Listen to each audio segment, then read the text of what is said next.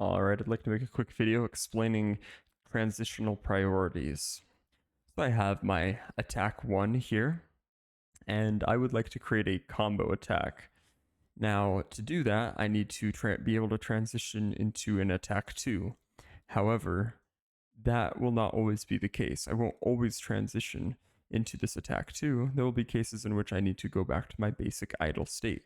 So we see here that I have 2 transitions, and then a third as an example. So how would we determine when to go between each of these? And if we select here, we can actually see that there's an option for priorities. And it says here, when multiple transitions need to be evaluated, the ones with a higher priority will be checked first. So this priority is equal to 0, and this priority is equal to 1, this priority is equal to 2. So upon entering this attack animation, we would then check this transition rule as it has the highest priority.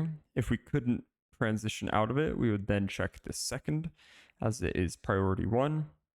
And we're going down, obviously, this is the highest, this is the next highest, and this is the lowest. So if we can't transition out of here, we would then finally check this one and transition accordingly. And that's about it for priorities. I hope that makes sense. Feel free to ask any questions.